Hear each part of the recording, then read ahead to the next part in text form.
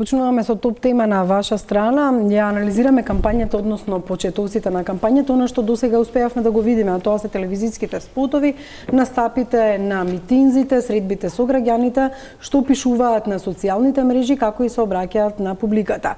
Со мене се експертите од оваа област, Ира Бабич, која е директор на Brand Union, тоа е маркетинг агенција, меѓутоа вие сте професор и специјалист за областите интернет комуникација, маркетинг и дигитални комуникации. Уште еден експерт по комуникација, тоа е Газмен Тајдини. Добро вечер. Добро вечер. И Сашо Пешев, вие сте и председател на асоцијацијата на маркетинг агенција, долго се занимавате со маркетинг во вашата компанија. За среќа, да речеме дека веднаш пред почетокот на емисијата ги имавме дел од спотовите кои што вечерва може да се видат на телма на кандидатите, некои од тие беа нови, и сето тоа ме мотивираше за да отвориме за дебата како всушност изгледа кампањата. Сашо, какви се вашите првични впечатоци и оценка за она што досега можеше да се види? Дали се одлепија од оној општ порив кандидатите да се представуваат како да се парламентарни избори, или ја сфатија спецификата на кампањата дека тие би требало да бидат идни председатели кои имаат своји ингеренции и како всушност треба да се обратат на публиката, односно гласачите? Па ние неколку пати сме ги коментирале за несреќа или среќа, 2016 парламентарни, па имавме 17 локални, па референдум и така натаму. Веќе 4 години континуирано ние сме во некаква кампања изборна. Меѓутоа, за жал, се чини дека партиите многу и не научија како треба да се води таа кампања, дека кампањата не е само 20 дена од 1 до 20 април, него кампањата се води генерално многу подолго, поготово за председателски избори каде што ви имате личност која треба да ја представите. Таа кампања требаше да почне како што не мора како во Америка 2 години или 1 година, меѓутоа барем неколку месеци требаше да почне претходно со со PR, доминантно на на социјалните мрежи, на онлайн сферата. Меѓутоа и на телевизија, на сите можности да се искористат да ги представат кандидатите, кои се нивните вредности, кои се ставови, личниот живот, приватниот живот. И тоа многу досна и со одбирањето на кандидатите, особено тоа крајно да речем владеачката коалиција. Крајно ми е несватливо дека во последен момент едните и другите ги објавија и тоа реално прави штета на кампањата. Вие влегувате директно во самата кампања, не дека кандидатот на владеачкото мнозинство е непознат, меѓутоа тоа исто така и по мене можеби чуден избор, бидејќи некоја стратегија вели дека вие треба да таргетирате многу кај неопределените, бидејќи тие што ви се партиски определени, лојални така натаму, отприлика партиите си ги знаат бројките, тие секако ќе гласат за вас. Базата ја барате во неопределените. Кај неопределените секогаш е подобро кога се излегува со нов кандидат, со свеж лик, не многу потрошен и така натаму. И за него вие можете да го модерирате пиарот многу порано, да го модификувате како што сакате да биде примен кај публиката. За жал тоа не го направија, го излегува со кандидатите на само месец дена пред изборите, со релативно познати кандидати. И тука ве ограничува во самата кампања. Вие веќе не може што многу да направите, влегувате на класични медиуми, ТВ спот, радио спот, билборд, социјални мрежи, и за овие 3 дена можам да кажам дека ништо особено возбудливо не видовме во спотовите. Ќе идеме во детали и во однос на спотовите и на билбордите и на слоганите. Газмент, имам впечаток дека можеби заради ова што го зборуваше Сашо, навреме не беа познати кандидатите и навреме не ја почна она пред кампања, иако официјално таа можеби не треба да почнеме, ама да ги знаеме како ликови. Колку всушност би можеле на ваков начин сега да ги анимираат гласачите, особено ова што го зборува Сашо, неопределените кои се таргет и кои во анкетите се покажува дека воопшто не е нивниот број мал. Ако ги на 30% е бројот на неопределените гласачи, кои всушност тие треба да ги привлечат. Видете, се слагам со Сашо во делот дека реално е прекратка кампањата, особено ако имаме во обзир дека се работи за претседателски избори на кои се гласа и за личност, а би требало и највеќе за личност. И тука се слагам, веројатно треба да се размисли во Македонија да се смени концептот, особено оние законски одредби што се за, не знам, кандидирање до 21 март, па после молк некој да немате право да уопште правите кампања, па ефективно почна на 1 април кампањата веќе 2-3 дена. Проблемот е во тоа што она што го реков, зборуваме за презентирање на личност, иако кандидатите, трите кандидата, особено Силјановска и Пендаровски, се доста познати во јавноста, сепак би требало да се размисли да се иде кон еден подолг период на запознавање на јавноста со кандидатите, поголема можност на кандидати да се представат на јавноста, имајќи обзир дека ова не се парламентарни избори каде што партиите година дена пред изборите веќе започнуваат со некоја кампања, со пораки, со ствари. Овде реално остануваме на некои си 20 дена затоа што 10 дена порано знаеме кој се што се. За жал, мене, искрено да ви кажам, ми заличува доста кампањава на парламентарни избори, дури спотовите се доста слично со тие од парламентарните, иако морам да кажам дека ова може би е прв пат, може би е мој впечаток, ама мислам дека е така, дека за прв пат кандидатите дефинитивно се обидуваат да не облечат или да го соблечат партискиот дрес. Може би имавме случаи кога зборовме за надпартиски, надворпартиски или како сакате да речете ги, но овој пат дефинитивно сите кандидати се обидуваат да се обличат некој дрес на независност, на надпартиство во кандидатурата. Веројатно поради, видите, кампањите се прават, Сашо тоа многу подобро го знае, се прават врз основа на емпириски податоци, односно статистички податоци за перцепцијата на јавноста во врска со ставовите и на кандидатите. Веројатно е заклучено во некој момент дека тие неопределените ќе дадат голема улога во крајниот резултат на овие избори, но од друга страна многу важно е делот на мотивирање на излегување. Тие неопределените генерално не искачаат на гласање, многу мал број, односно процентот нив искачаат, па како да се тие мотивираат реално да излезат да го дадат својот глас, тоа ќе биде потешката работа на двата, односно трите кандидата во овој момент. Ира, вие повеќе сте специјализирани за она што се случува на мрежите, на социјалните мрежи, какви им се нивните портали, односно веб-сајтови, како се обраќаат можеби преку YouTube. Она што јас успев да го забележам е дека малкуто време што беше претходно кандидирана Силјановска, успеа да малце да се наметне повеќе на социјалните мрежи. Пендаровски, бидејќи подоцна беше промовиран, малце доснаше со тој дел. Меѓутоа, сметате ли дека тие неопределените исто така ќе ги ловат на социјалните мрежи, затоа што трендовски, ако гледаме, мислам дека трендот за овие избори ќе биде токму обракањето преку социјалните мрежи како медиуми, односно еве Фејсбукот да го земам како пример, кои што се многу застапени во Македонија. Тоа го покажуваат и светските трендови во светот, нели, големите кампањи кои се случуваат, политички кампањи, в принцип социјалните медиуми имаат сериозно влијание во последниве години, како медиум кој што допира до голем број на публика, односно до гласачи. Неопределените се таму каде што може да се таргетираат. Меѓутоа, социјалните медиуми си бараат малце поинаква содржина, малце поинаков пристап, нешто што ке професорката Силјановска го видовме во изминатиот период, се обидува да направи некои малце понеформални видеа и да се доближи на малце поинаков начин до својата публика. Меѓутоа, она што може да се примети од овие неколку дена колку што трае кампањата, ми се чини дека немаат развиено посебни стратегии, посебни содржини, посебен пристап како да се инволвира публиката од друга страна за да се искористи онаја двонасочна комуникација која што е една од главните предности на социјалните медиуми, на онлайн каналите кои што постојат. Она што можеме да го приметиме во моментов е дека Фејсбукот како главна социјална мрежа која што се користи, зборуваме за 1.200.000 корисници од Македонија, кои што се на мрежата,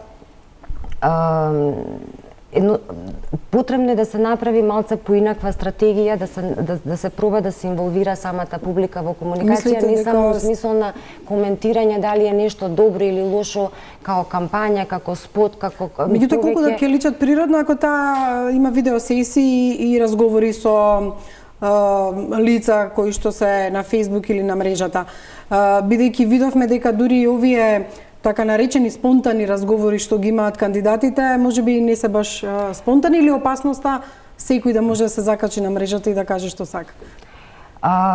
Тоа се социјалните мрежи, нели може да се вратат како бумеранг, затоа што од една страна можеме да слушнеме многу работи од публиката, од другата страна за да знаеме и ние понатаму како да се насочиме комуникацијски, меѓутоа може да се вратат и како бумеранг и да донесат и многу лоши коментари. Видеата, да, делуваат, нели, дека се спонтано правени, дури повторно ќе кажам и во светот кога ги гледаме оние спонтани видеа, не се до крај значи дека тоа е спонтано, навистина isproducirano. Умешноста е во тоа да нешто изгледа спонтано, а сепак да се има точно дефинирано кои се пораките кои што треба да се пренесат и како тоа треба да изгледа. Извадивме помалку по 30 на секунди од она што го правеле кандидатите во изминативе ден-два, па да видиме колку тоа всушност било спонтано и како што рече Ира, дали како бумеранг всушност може да им се врати на кандидатите. Јогата е комуникација со себе, јогата е комуникација со другите, јогата е размена на позитивна енергија, а мислам дека во ова време невреме потребна е. Рамена движиме напред-назад. Тој можеме да работи со отворени очи, ако не проблем не гледате. Моите години никогаш немав чест да застанам до премиерите, до председателите, до вас почитувам. Ви благодарам премногу од дното на душата. Јас во моментов немам татко, немам родител. Посакувам вие да бидете мојот иден татко на мене, на мојата држава и на сите луѓе кои што ве сакаат, затоа што имате големо срце, имате голема душа, имате големо, преголемо срце. И вие и нашиот почитуван премиер Зоран Заев. Ова го мислат сите граѓани кои се овдека.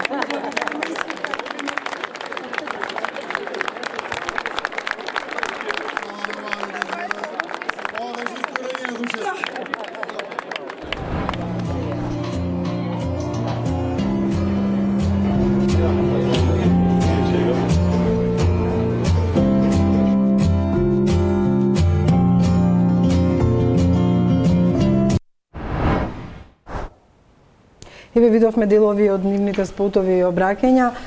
Пешев, што мислите еве за начините и обидите да изгледа нешто спонтано, а можеби и како што вели Ира, не секогаш е успешно спонтаното, бидејќи тоа не е спонтано и тоа треба да се испланира. Па ја би се вратил малку назад. Председателската функција е релативно, да речеме, ограничена уставно во својата функција, имаат некаква надлежност во, не сум правник, во одбраната, као врховен командант, тоа се со НАТО и не знам која е некоја ефективна функција, делумна функција во надворешна политика, разузнавањето и така натаму. Меѓутоа таа функција е многу и поделена со законодавната извршната власт, така да реално ние ќе имаме повеќе лик него што имаме некоја функција која оперативно има некаква одлука. И во пораките они се држат до политиката, нивна партиска повеќе и така натаму. Мислам дека тоа е погрешно. Требаше можеби многу повеќе да ги видиме кои се нивните вредности, тоа што го кажав преска, а и да знаеме утре они за што ќе се борат. Еве, на пример, може некој од нив да поддржува активизам, да се појави на секоја депонија каде што, иако нема во функција директно екологијата, меѓутоа како лик, како председател на држава, доколку дојде со граѓанските активисти, се појави на таа депонија, можеби локалниот градоначалник ќе се сети и стварно ќе ја расчисти. И икс други вредности кои можат они да ги направат повеќе како ликови него како нивната самата функција што им е односно уставно одредена. Така да мислам дека ја испуштија таа прилика така да се представат, така да комуницираат и дел од овие неопределените така да ги освојат. Они многу повеќе влегува во функцијата на политика, на партија, НАТО, така натаму. И името, мислам, тоа е веќе истрошено, луѓето се тука доста и игнорантски према седо тоа, бидејќи се заморивме овие години со тоа. Што се однесува до самите кампањи, мислам дека тука е потешката позиција на Стево Пендаровски. Он е од владеачкото мнозинство, веројатно во анкетите покажува, јас ги немам видено, меѓутоа покажува одредено водство дури кај вас на вашата анкета. Многу е потешко кога сте лидер, кога со кампања, со кампања многу често, бидејќи прекратка, многу малце може да постигнете, а често пати може да сгрешите.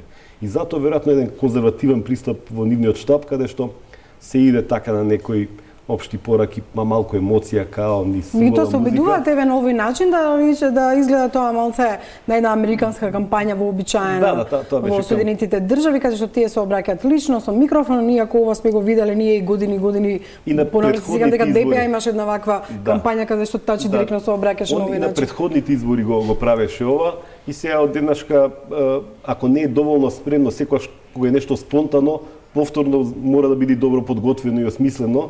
Ако неки ви се случи ваков, не е инцидент, меѓутоа не изгледа убаво во кампањата. Меѓутоа еве дваата други кандидата река со спотот во Берберница покажува дека е човек како и сите, како луѓето од соцсетството, кај Берберот се шиша како и сите останати, а Гордана практикува јога. Силјановска и сакаше веројатно да го покаже тој дел од својата приватност. Значи тие направиле комбинација на да се покажат себе си. Од друга страна се сеќаваме дека во минатата кампања Пендаровски се обрати неговата сопруга на јавноста и тој го искористи тоа како тоа беше добро и симпатично. Мора тоа да биде искрено, доколку го правите ефтино, пропагандистички делува лошо и едноставно е одбивно. Доколку е тоа искрено и навистина сте вие тоа што го правите, или бар да личи дека тоа е вистински, нели ние се занимаваме со перцепции, не мора сега да провериме дали Гога иде на јога. Едноставно, ако е тоа искрено и го перцепираме дека е искрено, тоа ќе функционира.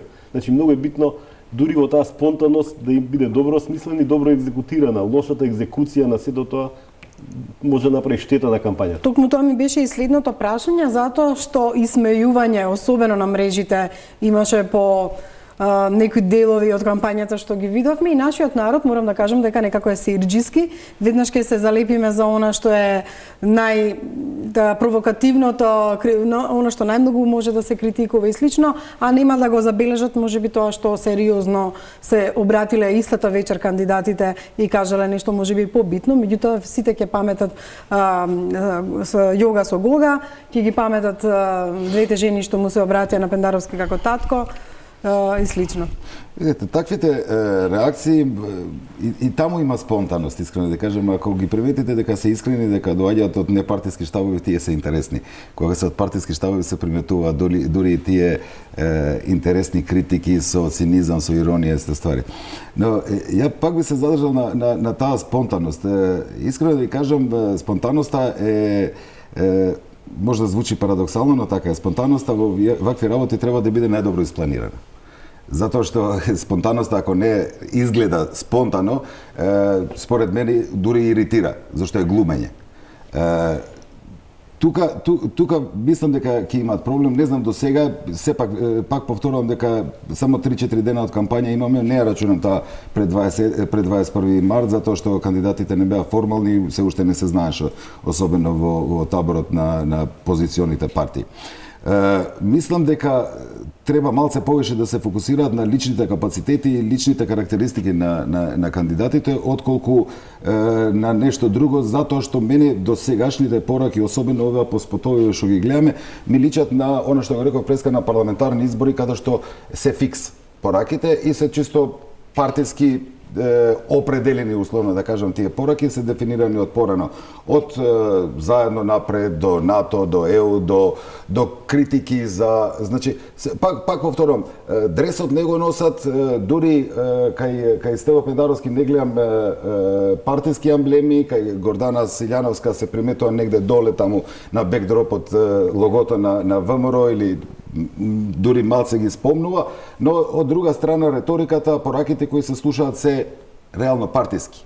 Значи, ЕУ, НАТО, револт кон Преспанскиот договор, револт кон промената на уставот.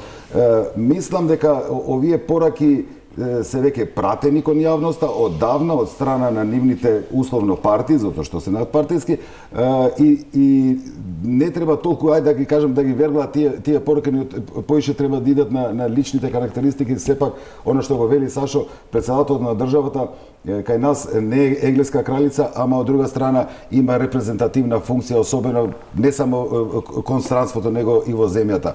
Нели, кога сме кај татковците и е татко на нацијата. Дори не сега да го спомнам тој збор. Меѓутоа заради ајде да не испадне дека се шегуваме. Ира, најголеми критичари некако се луѓето кои се наоѓаат на мрежите. Мрежата веднаш ве фаќа. Ако нешто не можеме да најдеме во моментот како видео ние од телевизиите, веднаш ќе го најдеме на интернет порталите. Брзината со која што таму се дистрибуираат работите е фантастична и затоа е толку моќна. Дали мислите дека забораваат оние што им ги прават кампањите и самите кандидати, не ги обвинувам тука, дека всушност сите ги гледаат, 1.200.000 луѓе на мрежата веднаш ќе го фатат гафот? Па не е тоа веднаш, пошто не така лесно излегуваат веќе информациите на социјалните медиуми, пошто и таму е намален уствари досекот како ние стигаме до публиката на социјалните медиуми, или си побарува одредено плаќање во позадина за да можеме да стигнеме до побаруваната публика. Меѓутоа, да, е сериозен мотор кој што навистина брзо ги шири информациите, тоа е тој вирален ефект кој што постои на социјалните медиуми и затоа мора да се внимава како се креира целата содржина и како се обраќаме и кои се пораките кои што ги користиме. Што мислите ве за нивните Facebook профили? Силјановска не беше активна на Facebook претходно, меѓутоа потоа се обрати од незината дневна соба и кажа дека ќе биде присутна на Facebook. Спендаровски го има таму, професорот река не знам колку претходно го користел, меѓутоа сега е во намена на председателската кампања. Сите тројца кандидати имаат своји Facebook страни, професорката Силјановска дури има и повеќе, што прави конфузија реално, подобро е кога тоа е на едно место каде што се пренесува целата комуникација, не вака се некако и на едно друго и на трета страна се случува комуникацијата. Имаат своји Twitter профили, на кои што се враќаат, одговараат на коментарите и на се што стига.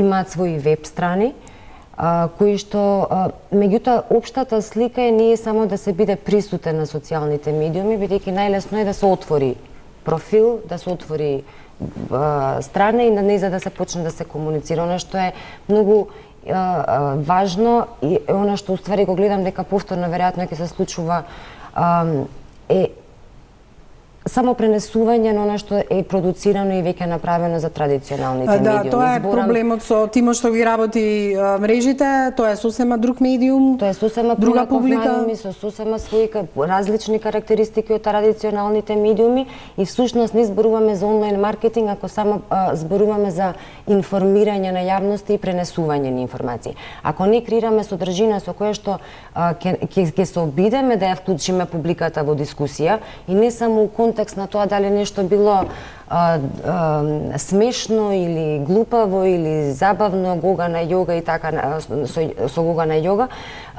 збориме за релевантни дискусии, за она што е важно, зборуваме за вредности на тие личности, за тоа кои се они како интегритет, за што е тоа за кои што они застапуваат.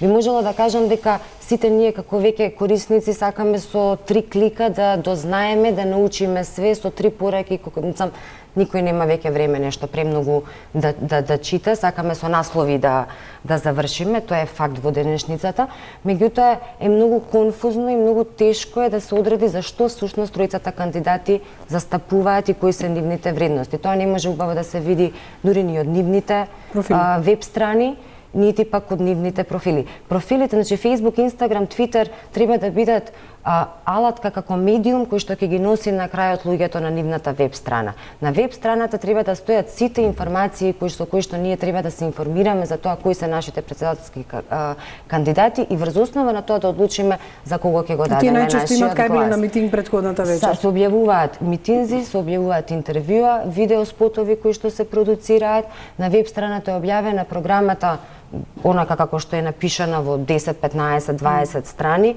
пак ќе кажам, не секој има веќе време да чита толкав материјал. Она што е неопходно е на кратки, јасни, прецизни Ги забравиле пораки. вистите во минута или 30 секунди со испишани титлови доле. Јас не видов на ниту еден од кандидатите да имаат таков тип на комуникација со публиката на мрежите. Меѓутоа, го загатнавме прашањето што тие порачуваат и Ира веќе кажа дека е конфузно што тие порачуваат, меѓутоа и веќе можеме и да ги видиме слоганите и како всушност им изгледаат исписите, логоата, например, Река за Републиката, заедно напред е кај Пендаровски, Правда за Македонија е кај Гордана Силјановска, па ако режијата ни ги покаже уште поеднаш барем да ги искоментираме боите што ги употребиле, ќе почнеме со Блерим Река, Сашо, и самото лого што тој го има. Тој ги искористил буквите од неговото презиме. Ова е можеби интересно, меѓутоа мене ми е малку искрено наивно. Ова е нека комуникација од пред 20 на години и мислам дека и самата нивна стратегија, они знаат дека тешко ќе влезат дури во втор круг, е повеќе насочена како стратегија да направат штета, да одземат број на гласови од ДУИ, да се легитимираат како опозиција која утре ќе биде релевантна, отколку што на вистина има преголеми амбиции да нешто направат. Меѓутоа и самата промоција на кандидатот во Скопје покажа тоа. Оние што го промовираат, тоа се лидерите на опозицијските албански партии, всушност пораките ги насочија директно кон ДУИ, владеачката албанска партија. Професорот као кандидат иде доста конзервативно, спотот е таков, малку е наивна на комуникацијата и визуелно и како порака. Меѓутоа, затоа од другата страна партиските лидери на БЕС-а и на Алијансата беа доста жестоки и упатија една сериозна критика, го споредија Али Ахмети со Амди Бајрам, дека е постојано во власт и мислам дека со тоа си ја постигнаа целта и ако мене вака стратешки ме прашате, ДУИ може да биде еден од поголемите губитници на овие избори. Они ја плаќаат сега фактурата од локалните избори кога СДСМ жестоко застана за нивните кандидати, поготово во општини кај што беше на граница дека ќе добијат. Таму не кандидираше СДСМ свој кандидати и практично има возможија голема победа на локалните избори и сега доаѓа фактурата за ДУИ. Се во една многу тешка позиција ставени, треба да поддржат еден кандидат кој се нарекува консензуален, меѓутоа реално не е, тој партиски кандидат кој беше пред 5 години кандидат од другата страна кој они кога тие беа во власт во МРДПМН. Не го поддржува и сега одеднаш кога они треба да го поддржат и кога ќе видите на голем дел од нивните настапи јавни, на голем дел од страните каде што се нивните партиски штабови и така натаму, нема некоја сериозна активност и сериозна поддршка за нив и едноставно некако се резервирани. Сега Газмет подобро ги следи ситуацијата кај албанските. Со него ќе продолжиме дебатата. Меѓутоа, ДУИ мислам дека може да биде сериозен губитник од целата ова приказна, независно дали ќе има цензус или не. Мислам дека ќе се ја плати фактурата сериозно за локалните избори, а кампањата на самиот професор е релативно умерена, ништо посебно до негде и наивна, меѓутоа реториката на лидерите е доста жестока и таа мислам дека ќе им направи голема штета.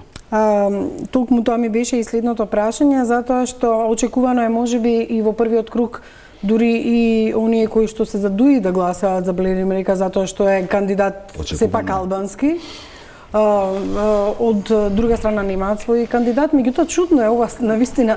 Пред неколку години тие не го поддржале Стево Пендаровски, сега треба да им кажат да гласаат на копче нивните и да тие имаат оправдување за тоа. И тоа ќе го искористат овие од опозиција. Кој е нивно зборат за друг концепт, зборат дека тогаш не се договориле, зборат дека сега да не ги представам нива, зборат дека реално заедно го определиле кандидатот со СДСМ пред партиски конгрес, па затоа и го нарекуваат заеднички или консензуален, како сакате.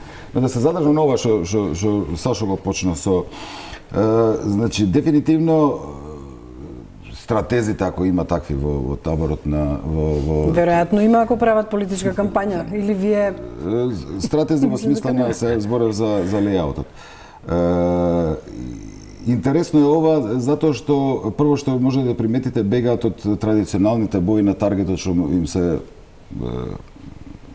им праќаат порака, а тоа се албанците, користењето на некои бои кои се дури поблиски до боите на Дуи, него што се блиски на Алианса и на, кажете го, Беса. Значи, збориме ко концепт, визуелен концепт. Веројатно, размислата на тие стратези е да допрати до еден таргет, што е ова што Жане го збориш, а тоа се гласачите на Дуи, негде тука демек ние не сме партиски, јас сум неопределен и тука таргетираат двата. Веројатно имајќи во обзир дека Села и Билалка сами веќе ги имат обезбедено гласовите за Блер им река тие партиските класични гласови, па да се тоа малце прошири. Колку тоа ќе успеат, зависи, искрено ви кажам, ја мислам дека мотивацијата ќе биде тешка кај албанскиот електорат за излегување на гласање, не поради актуелната ситуација, него секогаш вака било и 99-та и 2004-та за сите. Особено е битна за вториот круг мотивацијата, дали ќе имаат албанците да излезат на гласање. Дури на првата, искрено да кажам, затоа што вие имате една изјава на самиот кандидат професор Трека, кој вели знам дека е тешко да се помине во вториот круг, на ја ќе се обидам, мислам демотивирачка порака многу за гласачите, а она што Сашо го вели дека Дуи враќа фактура, односно добива фактура од локалните избори, веројатно е почетокот на некој по концепцијска соработка меѓу Дуи и СДС беше на локалните избори и продолжува на некој начин сега. Меѓутоа ќе се одмерат силите. Јас сваќам дека опозицијата ова го гледа како начин да ги одмери силите во одредени изборни единици, општини и слично. Помеѓу кого? Гласовите што ќе ги добие Река за нив се многу битни. За опозицијските. Да, дефинитивно. Не, тоа и реално го кажав, затоа што тие гласовите што Блер им река ќе ги добие реално Алианса, Села и Билал ќе ги присвојат на некој начин во смисла на перцепција на јавноста дека тоа се гласови добиени од нив. Колку тоа ќе биде точно ќе покаже времето. За друго зборам, она што Сашо го кажува, Пеша го кажува дека нема голема активност, ја гледам некоја активност малце поголема кај Дуи, особено зборам 3 дена се во прашање, започнува активностите во правец, да не забораваме дека и од Дебар имат локални избори, па така да тоа се приметува, но концепцијски како тоа Дуи се обидува да го направи, веројатно има врска баш со тоа што го спомнав и преска, дека албанскиот електорат тешко се мотивира да гласа кога нема албански кандидат. Сега имате албански кандидат и Дуи веројатно се обидува да ги убеди гласачите, нивните, па и неопределените, дека збориме за гласање за концепт кој е поддржан од еден од кандидатите.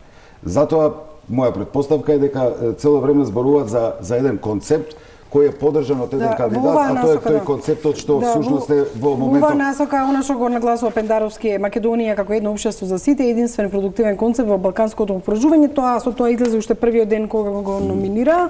Меѓутоа еве остануваме на Но не збориме, видете, се извинувам, едно општество не се употребува од Дуи.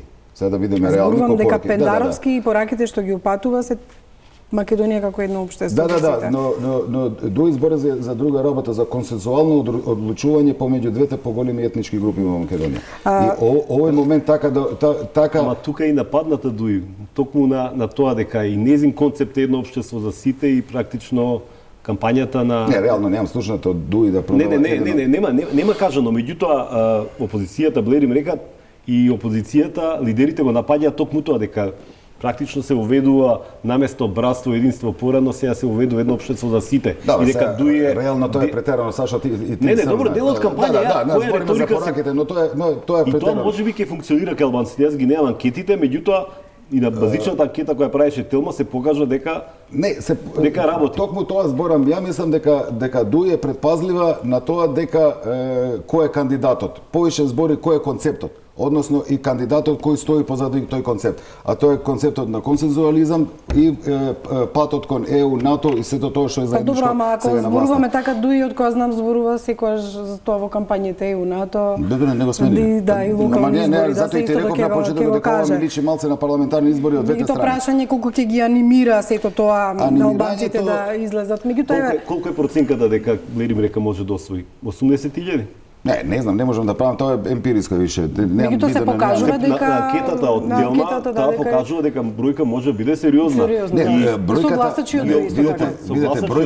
бројката сериозна е релативна, нели? Значи збориме за две политички партии кои стојат позади него, кои имаат минимум 70 до 80.000 гласа заедно. Збориме за Беса сега поделена, но имаше 50.000 гласа. Збориме за парламентарните избори. Тоа е солидно ако освои 100.000 гласачи, тоа е сосема солидна. Тоа е сериозна бројка за овие партии. Тоа е друг моментов више кој ќе покаже дека веројатно има некоја грешка во проценката во Ира, да се вратиме на слоганите, како овој слоган што досега го анализиравме вам, ви се чини колку тој е прифатлив и едноставен всушност?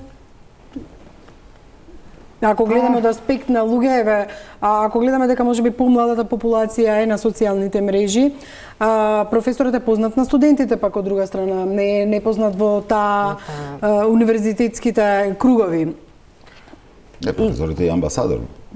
Не зборувам дека имал контакти со млади луѓе. Сега тоа е предноста на професорите, сите тројца се професори. И Пендаровски е професор, и Силјановска е професор, и Река е професор. Игра на зборови се користи, нели, Република, Река и така натаму со обоено жолто-плаво ми се чини дека беа боите. Ништо похрабро, значи у принцип кај сите три слогани и исписи кои што се направени, не гледаме некој похрабар исчекор во смисол да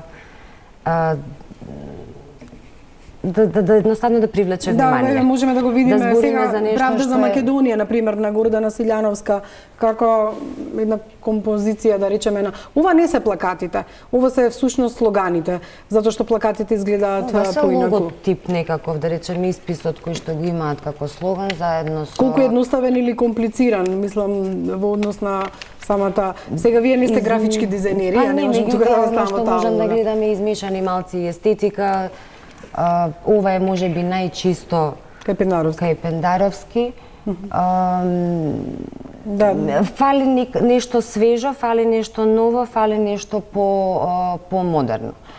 Да, Сашо, во однос на другите двајца кандидати ние се задржавме затоа што вентавме и политичка дебата за Река, меѓутоа еве режија за да не испадне дека тој сме го пуштале многу овие малце. Ако го погледнеме ки вижуалот, односно логот на кампањата на СДСМ. Да, можеме да го видиме тоа лого. Таму се потребени три бои, сина, црвена и бела, значи белата генерално значи чистота, честност, тоа е пораката.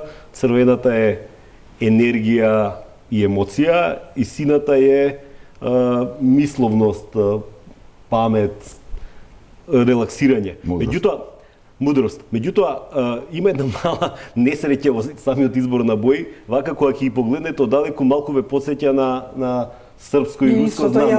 И веднаш го имате истото тоа кај Дуи, таму нема овие бои. Го има символот стрелката, кој не е многу оригинален, морам да кажам, тој е на Клинтон имаше кампања со стрелка, која е како символ добра, убава, точна, одиме напред, покажува правец, меѓутоа е веќе употребена во една многу скора кампања и со тоа имам проблем. Инаку као символика е одлично употребена.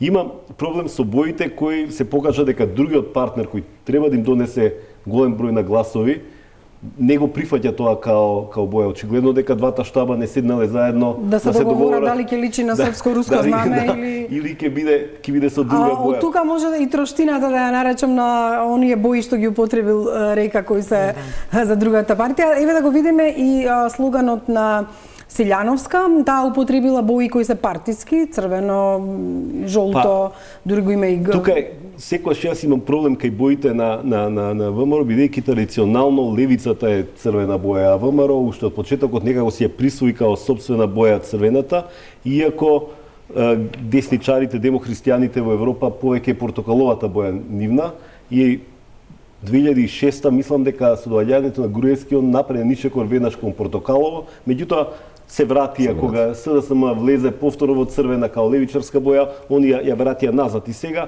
реално лутат, немаат они стратегија каква боја би употребили, играт меѓу црвената и жолтата, инаку символиката не ми се допаѓа искрено. Самите слогани заедно напред и Правда за Македонија? Па заедно напред е врзано со едно општество за сите, значи заедно они повеќе идеологија, дека ја видиме заедно.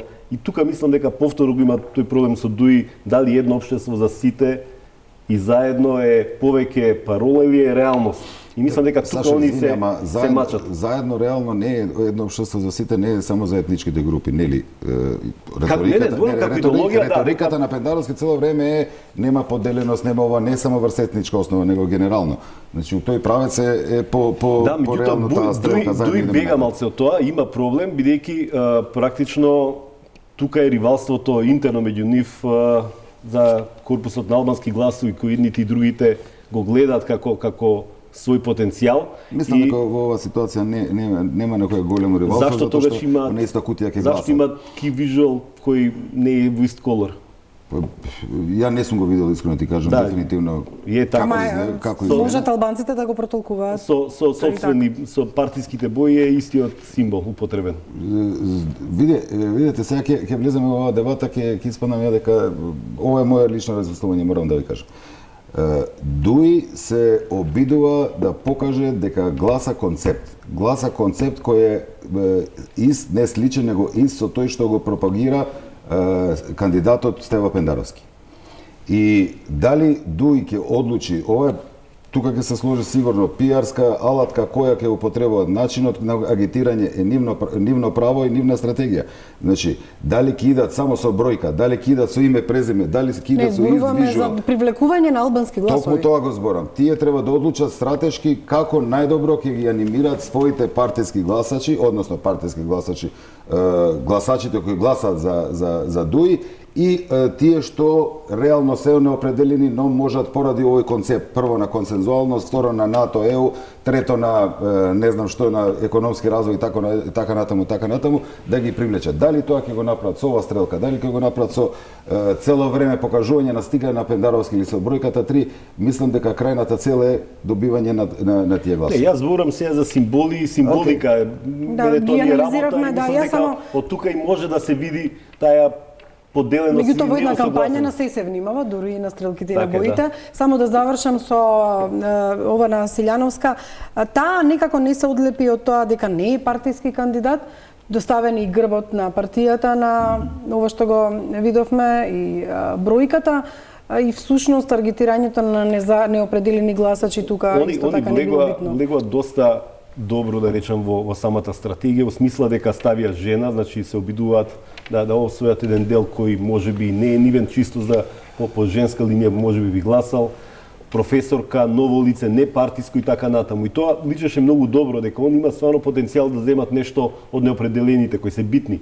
Меѓутоа, со самата риторика, самата кампања и пораките кои ги упатува во самата кампања, мислам дека сето тоа го фрли у вода, го истори целото млеко, уште првиот ден и вториот ден кога почна да, значи, страшни пораки. Идеологијата на конзервативизмот, една од 4 базични идеологии на конзерватизмот е устав, закон, правда. Она се залага и вика јас нема да го почитувам уставот, кај што нема ќе го кажам, па нема да го кажам, значи не е баш на чисто. Ги руши основите на нивната идеологија. На она што го има во една партиска комуникација, во партиски пораки. Она тоа не требаше да го прави, ако сакаше стварно некого да убеди дека е кандидат кој ќе донесе некоја свежина. Вака влезе во нивната партиска шема и мислам дека нема да успее премногу да земе од неопределените. Морам да направам пауза за реклами. Вие работите со маркетингот и знаете колку е тоа битно.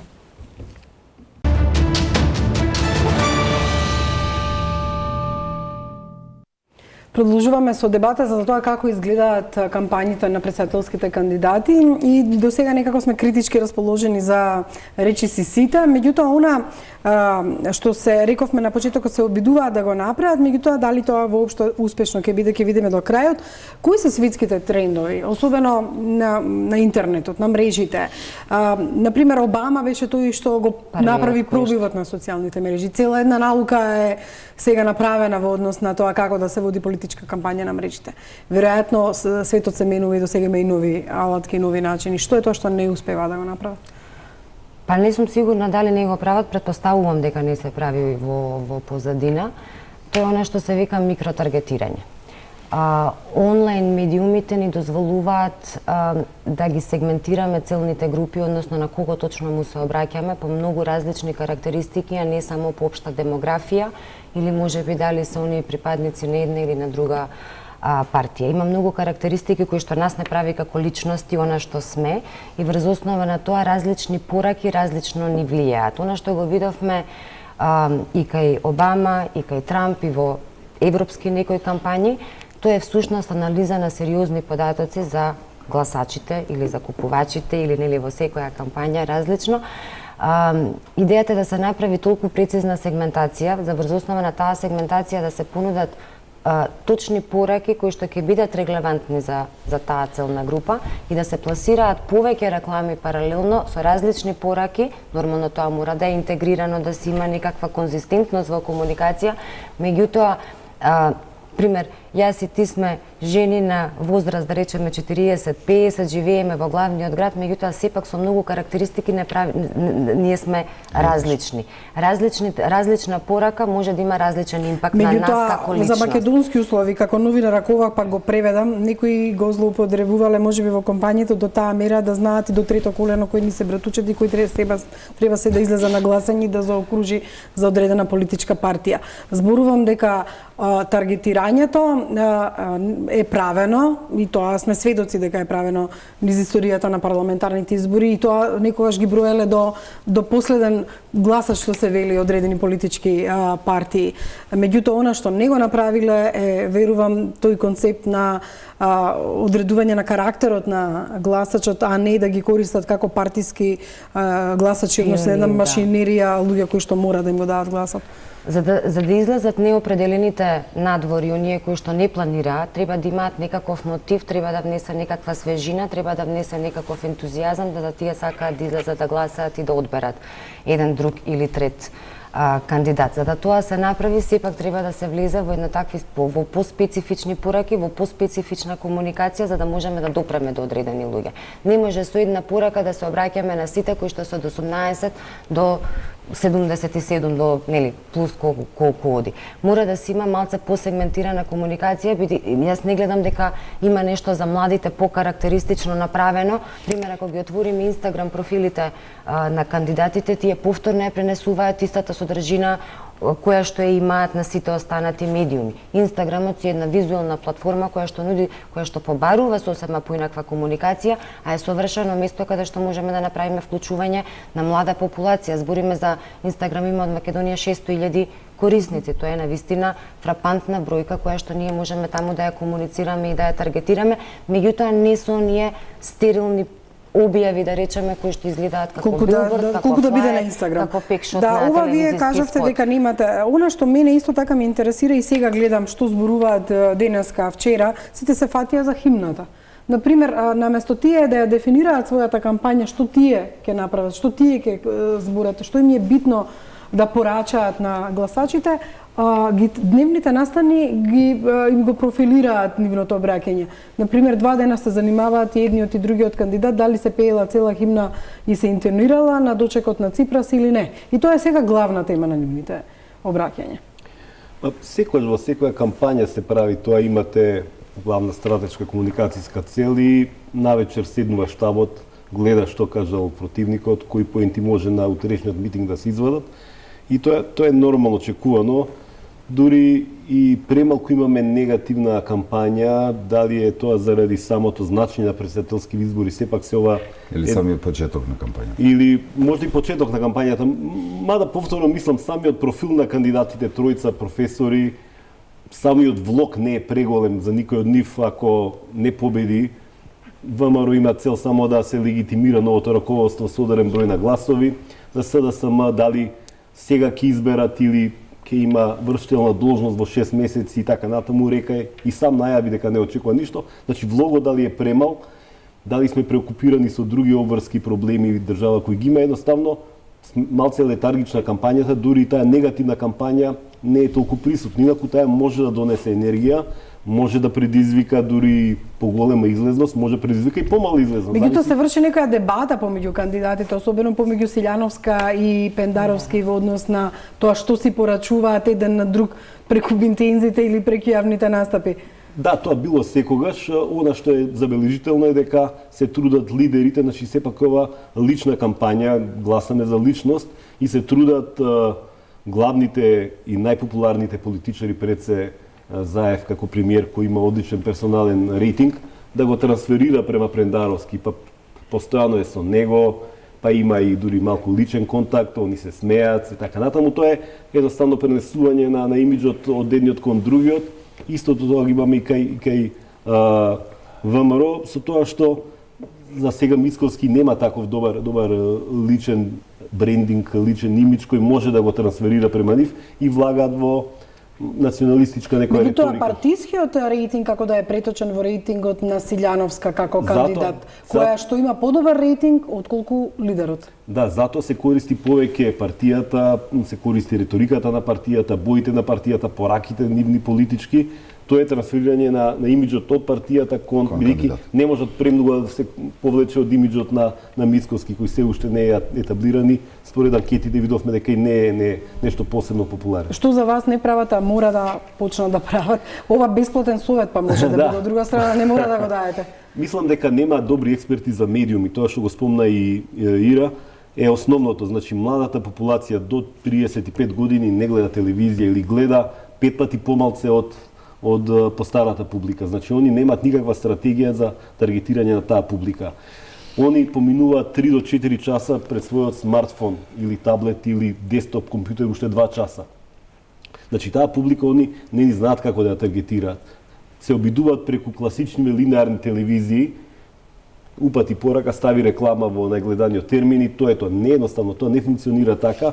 Таа линеарна комуникација од едно друго време функционира кај постара популација, меѓутоа кај младава апсолутно не функционира.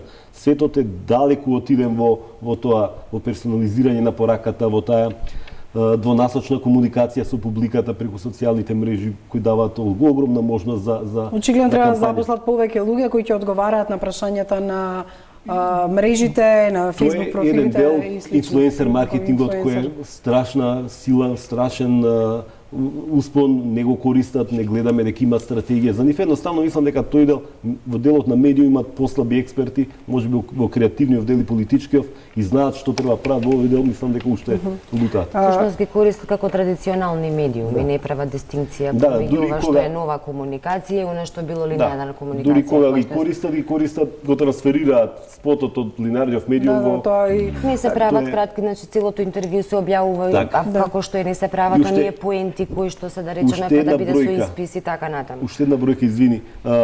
Се покажува дека до 95 или нешто така проценти беше публиката после 10-та секунда веќе не го гледа видеото, дури кога ќе го трансферирате вие видео содржината на тој медиум, тоа треба да биде кратко, ударно во првите 10 секунди да ја упатите пораката. Да гледаме долги спотови. Да, ние гледаме. Ја чекаме пораката да ја видиме и всушност да. Газмент, во однос морам да ве прашам и на албанците како таргет и како гласачи.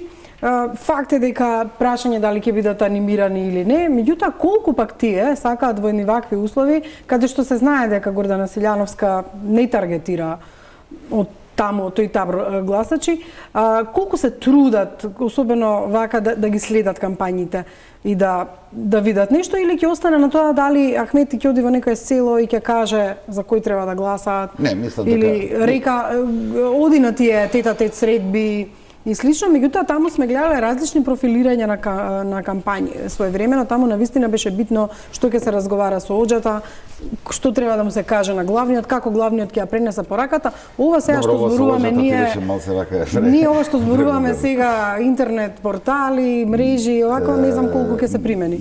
Не би го одвоил воопшто тоа, искрено ти кажам, особено овие социјални мрежи, не би направил некоја дистинкција помеѓу албанскиот електорат, особено ако имате во обзир за кои таргети збориме, колешката што збори сегментирано. Се слагам дека најголемиот проблем е што продолжуваме со мејнстрим медија и само концентрирани сме таму без никакво, не ние него кампањите, концентрирани се само поише таму, дури и пораките кои се нормални за мејнстрим медија, тоа е 30 секунди рекламе до минута на телевизија, само се пребацува на социјалните мрежи.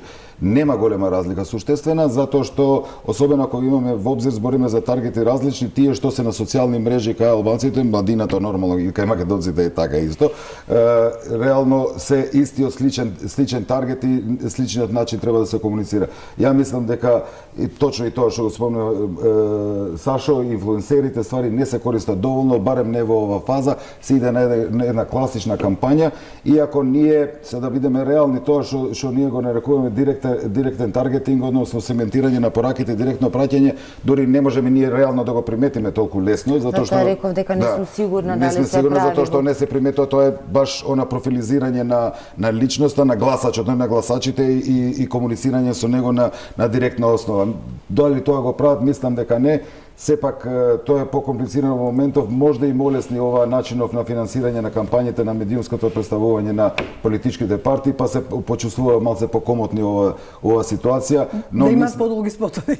Па да имат подолги спотови, да се олабават малце, што би се рекло, со пуштање на реклами, подолги спотови, почесто пуштање, но сепак мислам дека влијанието на социјалните мрежи и на пораките кои дефинитивно ги разговаравме при оваа дискусија, кои мора да бидат поконкретни, попрецизни, а не толку парламентарни, да кажам, ќе биде влијателно за резултатот. Ова можам да го извлечам и како заклучок, дека оваа кампања, ако не ги таргетира гласачите, ако не ги препознае, ако не направи нивно профилирање и ако не се издвои како кампања посебна за социјалните мрежи и посебна за традиционалните медиуми, земајќи ги во предвид и нивните средби тет-а-тет со граѓаните, на вистина ќе видиме на крајот, можеби при крајот ќе имаме уште една ваква средба, каде што воопшто ќе видиме дали е постигнат ефектот и особено на гласањето ќе го видиме тој ефект, затоа што и цензусот ќе покаже дали воопшто некој успеал да допре до тоа да гласачите не бидат разочарени, депримирани од политичката состојба, можеби и од самите кандидати што се нудат и ги бидат мотивирани да излезат на гласање. Ви благодарам што успеавме во овој час да ги продискутираме почетоците на кампањата. Благодарам за сите вас што бевте во студиото на Топ тема на ваша страна. Останете на тема, продолжуваме со останатите содржини.